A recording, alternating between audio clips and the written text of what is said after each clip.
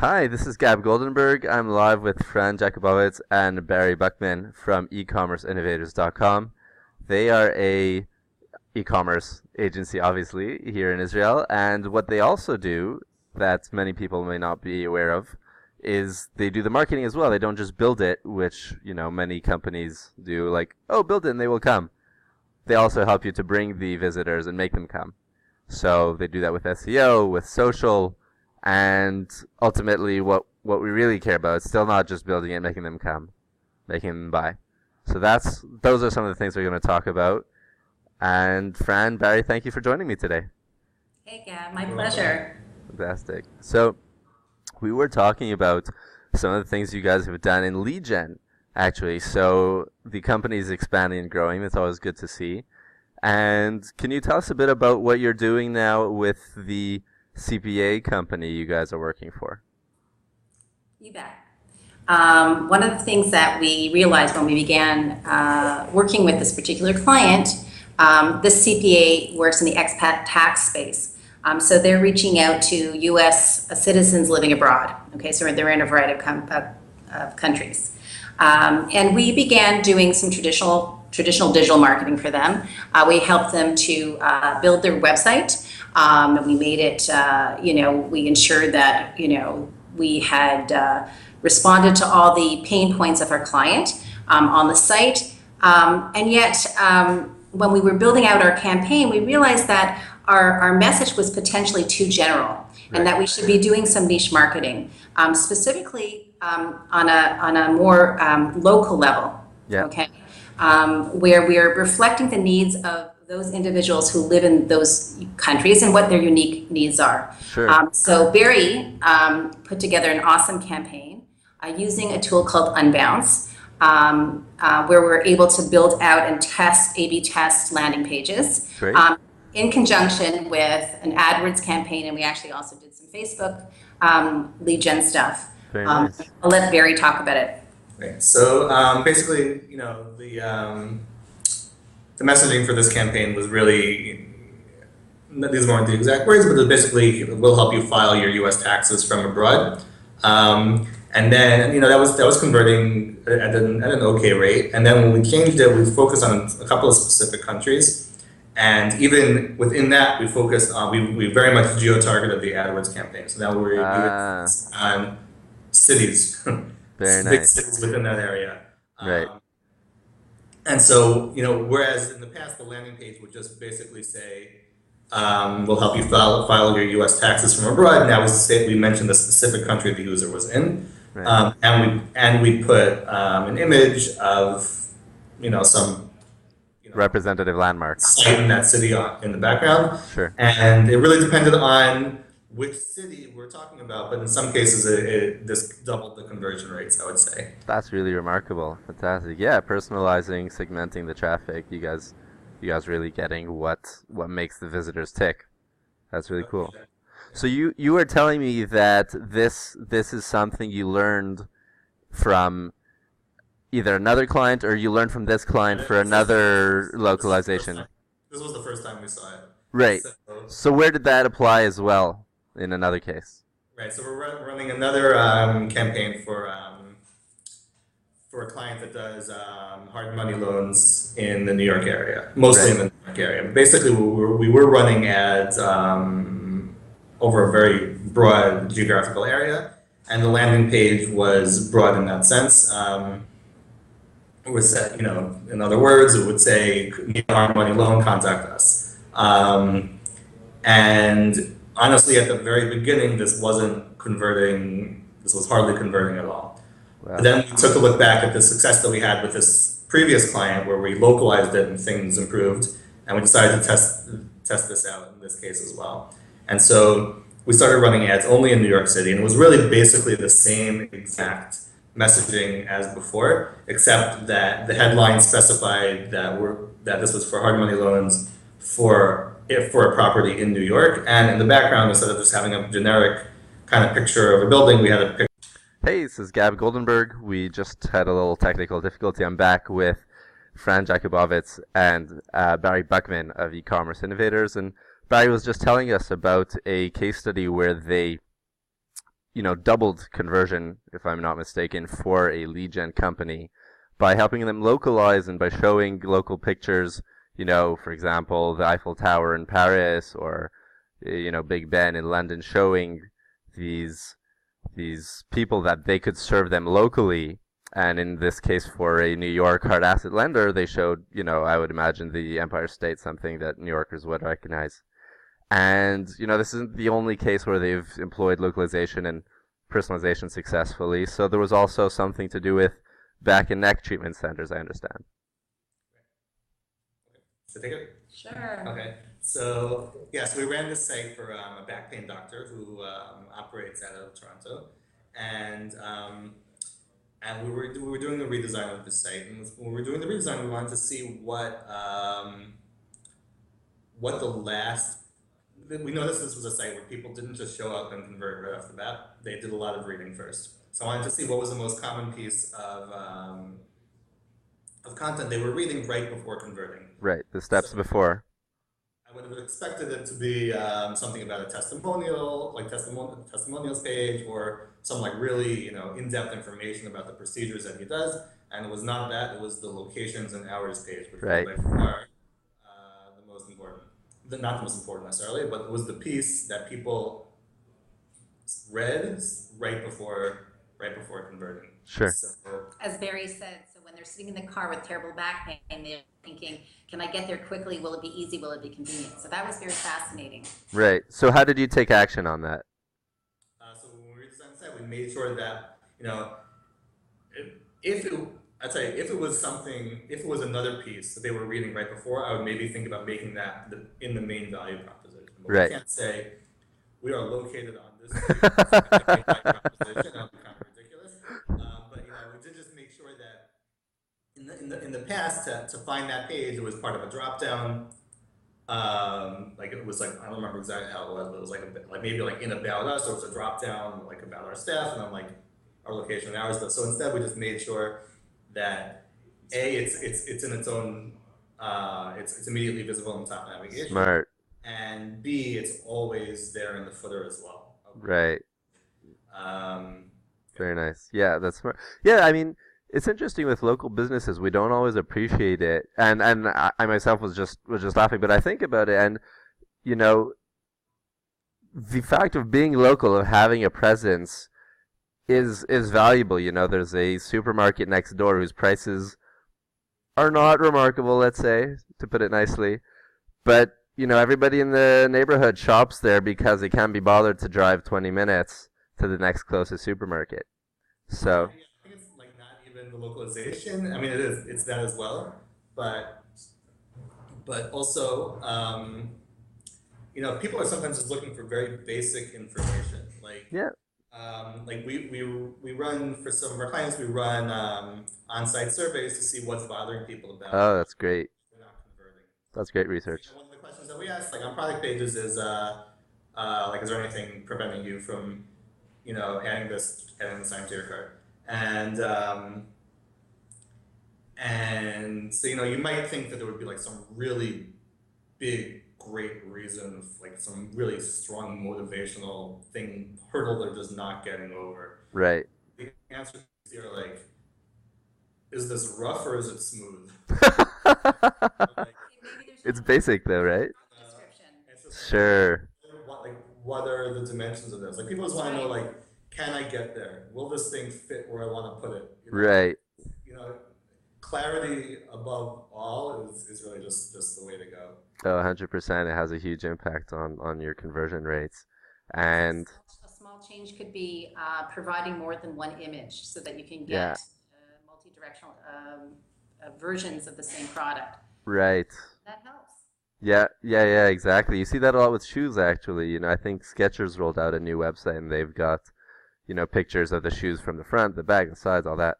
So 100%, you're right on there. And I thought you guys did a very interesting campaign you were telling me about with 40 Nuggets, right? That's a Israeli pop-up tool that allows some hyper-targeting from what you guys are describing to me. And they also offer a very great level of service from what you've described.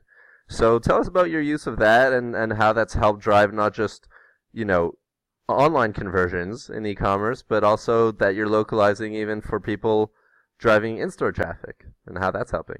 Sure. So we had a client approach us, a customer approach us, who did have a nice, strong online presence, but really was much more interested in bringing foot traffic into one of his 9 stores across a certain state. He is in the furniture, home furniture business. So actually utilizing this tool, we were able to, and through Unbounce, another tool that we use a ton, another great tool, suggest everybody utilize. We generated a pop-up inviting users, targeted users, so users who live in one of these locations, to get a coupon straight to their inbox. So you could either download it and have a physical coupon in your hand, or you could show it on your phone and bring it into the store to get, X% off your purchase. And the results from this campaign were incredible. We saw over the last quarter something like 12,000 conversions. Wow. Yeah. That's amazing. The client's extremely happy. Obviously, he's getting lots of I'll bet. foot traffic. And as I was saying to you in an early conversation, while we're always trying to upsell online, when you have a face-to-face interaction with a savvy customer service representative or sales representative, they're able to showcase their other offerings. So you don't necessarily just leave with the bed you were planning on buying, but you might leave with a whole bedroom set. Right. Or, a new couch, who knows? Sure. And that increases the value of each conversion. It's not just the conversion rate is higher. I mean, everybody can increase conversion rate by offering things for free. But if you're, increasing the conversion rate and the order value, that's a huge win for your customers. Yeah, that's very cool. So we've met before at SMX Israel, and what are some of the other places you also like to go for reading, for knowledge, for, educating yourselves on the field? The truth is we do spend a lot of time, checking out different conferences, because I think it's important to always be in front of the best in the industry. Sure. We also have direct relationships with Google and Facebook in Israel. Not shabby. And that helps a lot. So that Sure. we have face-to-face meetings and discuss our different client needs. But in terms of resources, Mashable is a great place for us to check out what's going on in the tech space. Interesting. Just come to me on Facebook. Yeah. Follow all the usual suspects, and you'll learn everything you need to know as long as you're just on Facebook. Yeah, that's fantastic. I'd say for somebody who's new to this space, anything that Barry Schwartz has touched is always Sure. good. Yeah. He's got some really high value content on his blog. Yeah. And we're also a big fan of Pep Laya, who's a conversion rate optimization guru in the United States. Sure. ConversionXL.com, right? Yeah. Check them out. Sure. You're talking about Barry Schwartz. So I recently discovered there are 2 in our industry. I'm thinking you're referring to Barry Schwartz organizes SMX Israel. That's correct. Right. So for viewers who aren't familiar, Barry runs one of the top news sites in the industry called SERoundtable.com, for Search Engine Roundtable. And what's really valuable about his site is that he rounds up news sources and discussions in particular, right, hence the name Roundtable, that are taking place across different forums, so that rather than have to browse and spend all this time yourself, Barry manages to bring all that information together to you so you can follow, algorithm changes, new tactics, case studies, things that are, affecting your own digital marketing that you can learn from others' experience. And of course, he's a main contributor for Search Engine Land, etc. So that's Barry Schwartz. And you were also telling me about something also in the back and neck treatment industry that I thought was very cool. A cross-channel bit of work for Obisform. Quite a well-known brand in Canada. And tell us a bit about, what you guys did for them. What was the research or the thinking that led to this original campaign? And any interesting things about the execution and the promotion of this unique link bait or social media popular on social media tool. I'm not sure what the right term would be. Right. So we did something really interesting with them. First of all, they do have a fabulous group of products.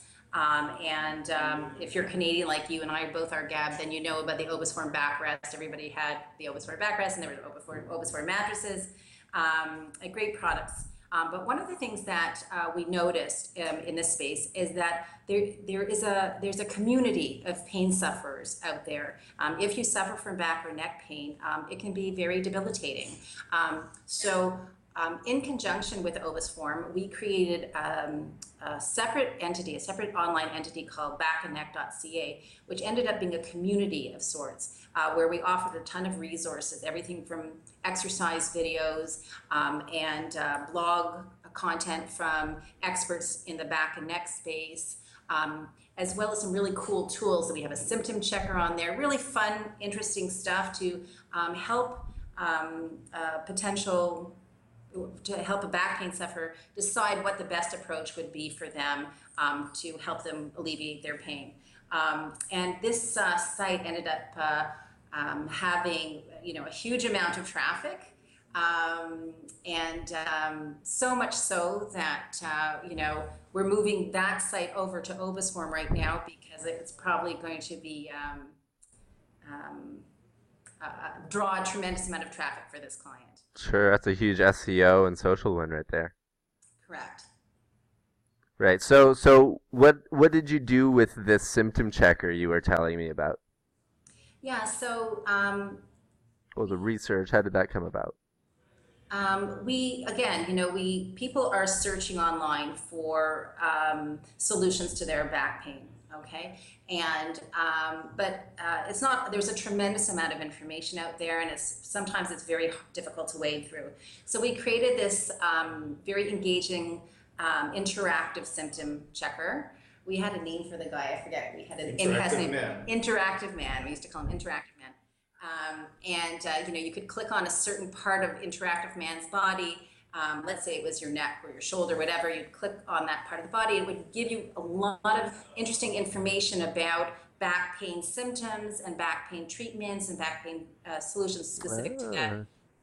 It was really cool. And actually, it also did drive users to Obisform because if they wanted to buy a product and they wanted to buy an Obisform product to help support their treatment, their back and neck pain, they could go there as well. So it was a nice funnel for Obisform as well. Yeah, I'll bet. So I'm curious, what gave you guys the idea of doing this as an interactive tool, right? I'll open this up in my screen so people can see what we're talking about. So over here I'm on the Back and Neck website, backandneck.ca. And I can click over here on Interactive Man, right, on neck. Let's say, neck pain may originate from a trauma or injuries or cervical spine. Click on common symptoms to learn more. A stiff and tight neck, right? And, one thing that would have been perhaps more obvious for the SEO, for the social media person, would be just, let's write a whole bunch of articles and slap them up on a blog. Why did you choose this approach? What made you think that this would be a better solution? And in fact, it has been quite successful. Where did that idea come from? Barry says it was mine. I actually don't remember. I actually believe it was based on a discussion that I had with the CEO at the time about creating a tool, a sticky tool, as we like to call it in our space, that would drive users back again. No pun intended. It was because it was interesting, it was different. It also got a lot of press and media attention. Nice. And it's just fun to play with. So socially, we got a lot of positive engagement on the tool. And obviously, we did our very best to share this tool out there. Not just organically through regular channels, but also making sure we we boosted some posts. We spent a little bit of money, not a ton. We worked on a very modest budget for social spend on this particular project, but we did get a very nice return on investment. That's great. We all hear it sounds so boring, but it is good quality content. And when you do have good quality content, it really certainly serves its purpose. Sure. Did you reach out to the press or to bloggers or social media influencers as part of that? Yeah, absolutely, we did. We did put some money into a PR campaign. We also used PR Web Right. as no, actually it wasn't. We used a Canadian distribution company, not Nice. PR Web. Okay. So PR Web's a good little tool to use, solution. And yeah, and then we reached out to local and national bloggers, and we got some nice, you know,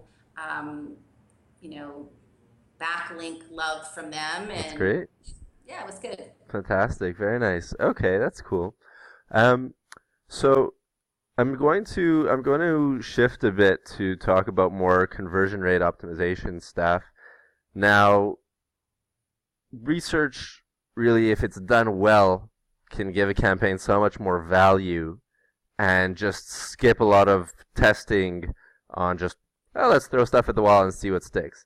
Which is an approach. It does work, but definitely a lot slower than if you start with a proper research, understanding what your customer wants and needs, and offering that in the first place. Iterating, obviously somewhat that's always necessary, but just starting a lot stronger, then you don't have to work as hard once you're in the middle of the race to catch up. So, can you tell us about your research process for conversion rate optimization? What questions do you ask? Who do you ask? What tools do you use? What do you research online? Do you speak to, potential customers directly over the phone or in person? What is your approach? Can you share that with us? Okay, first of all, there's a relatively new tool out there called Hotjar, which does a lot of this stuff all in one place. Talking about heat maps and Yep. session recordings Yep. and on-site surveys. So basically, yeah, we watch session recordings just to get a sense of what people are doing on the site. We watch session recordings and we look at heat maps.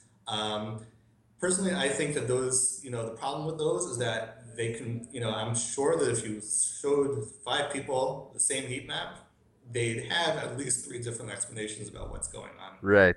It's a little bit tough to tell.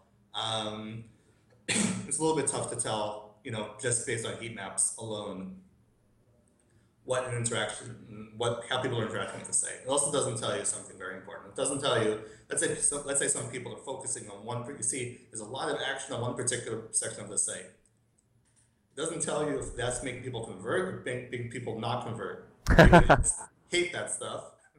Right. And they're leaving. Yeah, you're saying they don't know why they're interacting with that. You just know that they are interacting, but not why. Right, exactly. You don't know what the effect of their action actually is. So,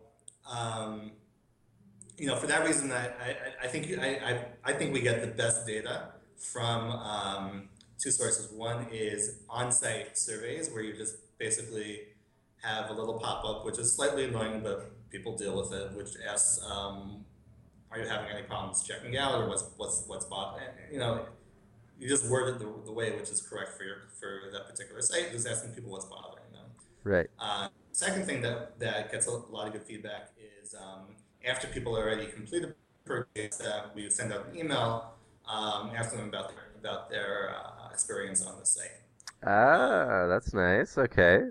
So I think that that's, even if you ignore the fact that you get answers, I think it's a good customer retention tool. Just saying, like, we care. Right. We care about your experience. Even if you never got a single good insight, which we do, but I think it's just a good. People say, like, will people be annoyed by this? People feel annoyed by getting so many emails. Well, it depends what you're emailing them. If you're Right. emailing that we saw you just bought something on our site, we want to know how we can make it better for you. Yeah. It's not particularly annoying. No. That's cool. No. Right. So, and we get different types of feedback depending on the client, obviously. One interesting thing that we've found is that everybody's competitor is Amazon. We ask, one of the questions we ask on the post-purchase survey is, did you look at any of the sites before purchasing with us? And, we always, kind of expect the answer to be some type of niche site. Like for example, we have a site which sells copiers and fax machines, and we didn't really expect it, but we tongue in cheek thought, okay, we're going to see other copy Right. fax machine websites. Nope, Amazon. Everything's Wow. Amazon. Same thing for restaurant equipment. Amazon. Amazon. So, you really got to give people a reason to buy from you instead of Amazon. Amazon's made things really, really tough. They Yeah. rank #1 for everything. Wow. Or set up your own Amazon management for Right. your Right. that client. Also, that's the other option, and it's a very good option, so that you have different channels in which to sell your product. Sure. A lot of users that just shop on Amazon.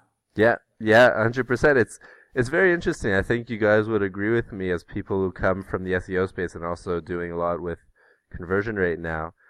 Just to see that Google, who I think we all would have agreed maybe 5 or 6 years ago, was the uncontested champion of search, and I think we'd have all agreed, yeah, it's a monopoly. Either you get traffic from Google or you don't.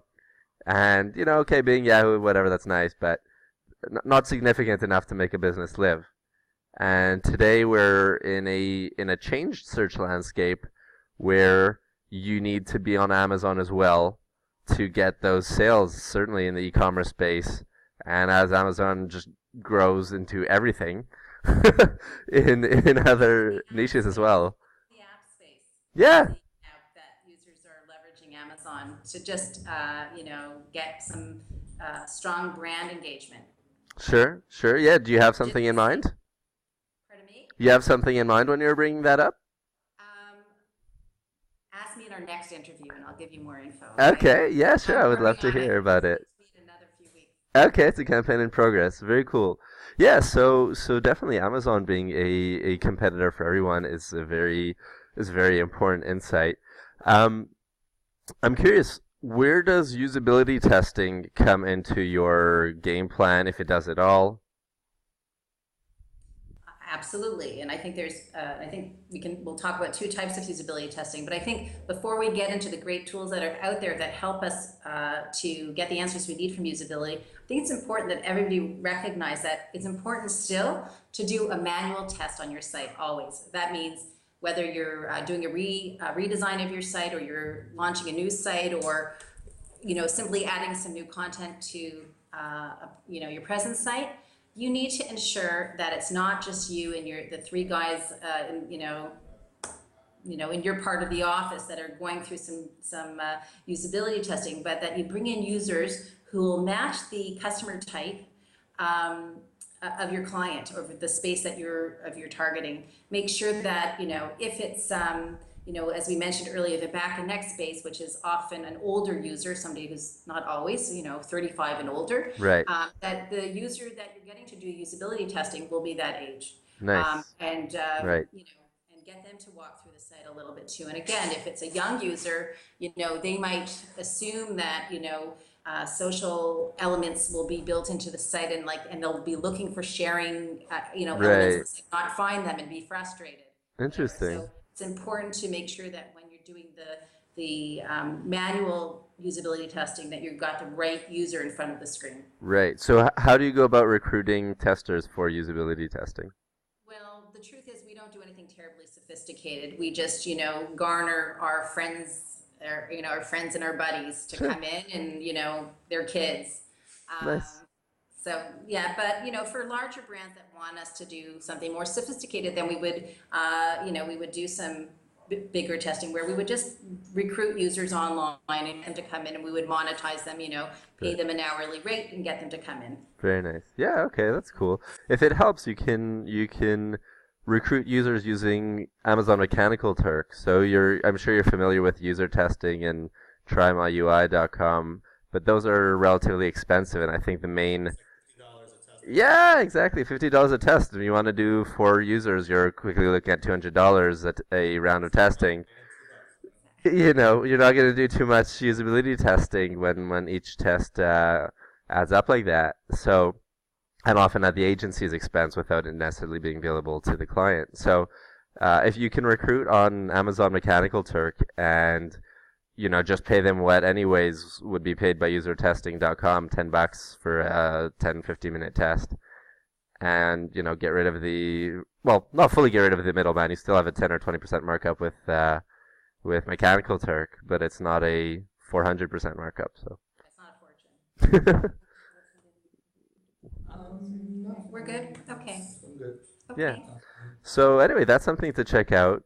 You guys mentioned also that you can offer our viewers a little help with their conversion rate optimization. Yep. If a user would like to contact us at ecommerceinnovators.com or reach out to us at Fran at ecommerceinnovators, please feel free to contact me directly. We'd be happy to set up a 15-minute free consultation where we would check out any CRO issues on your site and provide you with any feedback to help you, get better ROI on your site and on your Landing pages. traffic. Yeah, that'd be super valuable. I mean, it's remarkable how typically there's just, even 3-4 things that you can find, just those easily, even in like a 5-minute look. I know on sites like inbound.org's landing page review group called The Pit, That's my new tradition. Whenever I create a new landing page, I put it out there before I go live with it. Yeah. You know what? I actually wrote an article quoting you. I'm just making the connection now.